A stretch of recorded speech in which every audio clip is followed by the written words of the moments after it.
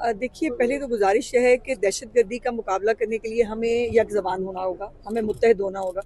और अफसोस की बात यह है कि जहाँ पर तहरीक फ़साद जैसा एक इंतशारी टोला बैठा हो, जो किसी भी किस्म के इस तरह का वाक़या होता है, उसकी मज़म्मत तो दूर की बात है, उसके ऊपर अपने ही इदारों पर, अपनी ही फ़ौज पर चढ़ दौड़ें, उनको डीमोरलाइज़ करें, उनके ख़िलाफ़ जो है वो एक प्रोपेगेंडा करें। वहाँ पर यकीनन मुत्तहिद होकर जंग लड़ना मुश्किल काम है, लेकिन मैं समझती हूँ कि प्राइम मिनिस्टर साहब इसको बहुत सीरियसली इसको टेकअप किया है उन्होंने। और नया एक्शन प्लान हमें बनाना पड़ेगा। अभी जब मैं आ रही थी तो एक और मस्जिद में KPK में एक धमाका हो गया है। अल्लाह खैर करे, वहाँ पर भी जो लोग ज़ाहिर है रोज़ादार होंगे, जुमा पढ़ने के लिए आए थे, उन सब की अल्लाह पाक हिफाजत फरमाए।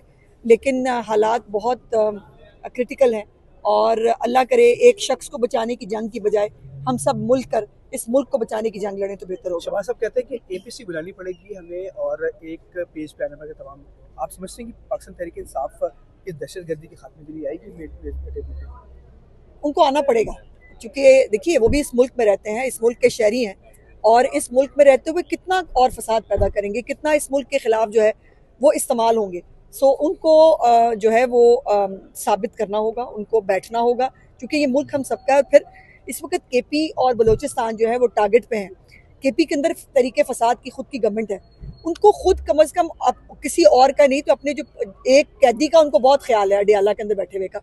लेकिन जो बाकी KPK के अवाम है, जो रोज इस किस्म के बम धमाकों की दहशतगर्दी की नजर हो रहे हैं, उनके बारे में किसने सोचना है, उनके बारे में कौन देखेगा। और अमनो अमान बरकरार रखना सूबाई हुकूमतों की जिम्मेदारी होती है। अपनी जिम्मेदारी से ये नहीं भाग सकते, हमने सिर्फ इमरान खान को बचाना है, बाकी खैबर पख्तूनख्वा जो है उसका अल्लाह मालिक है।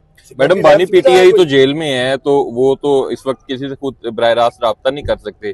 तो जो मुल्क के हालात हैं, हुकूमत की जानिब से उनसे कोई राब्ता किया जाएगा कि वो दहशतगर्दी के मामले पर बैठें एक साथ और कोई हल निकले? देखिए, मुजरिमों को तो नहीं बिठा सकते ना, मतलब वो अब जेल में बैठे हैं, वो कोई बकरी चोरी के इल्जाम में तो जेल पे है नहीं, उनके ऊपर जराइम देखे ना कौन कौन से। जमात के पूरा एक अज्जड़ रखा हुआ है उन्होंने, एक कहने को बड़ी बड़ी जमात है उनकी, वो 100 को उनके लीडर हैं, 800 उनके ग्रुप हैं, तो वो ग्रुप बाहर क्या कर रहे हैं, वो बैठे ना।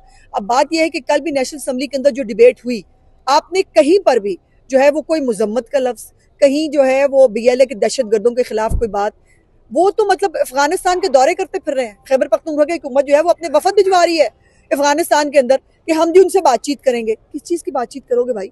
अब उसके बाद कुछ रह गया है और देखने के लिए? और अब जब ये रिपोर्ट्स भी सामने आ रही हैं कि वो दहशतगर्द जो है वो अफगानिस्तान के साथ राब्ते में थे, वहां पर किसी से गुफ्तगू कर रहे थे, तो उसके बाद मैंने नहीं ख्याल